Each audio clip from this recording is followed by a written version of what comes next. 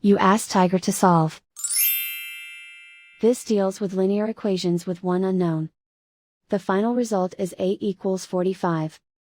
Let's solve it step by step. Swap sides. Isolate the A.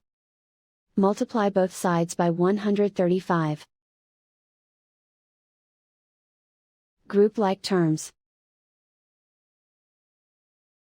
Multiply the coefficients. Simplify the fraction. Multiply the fractions.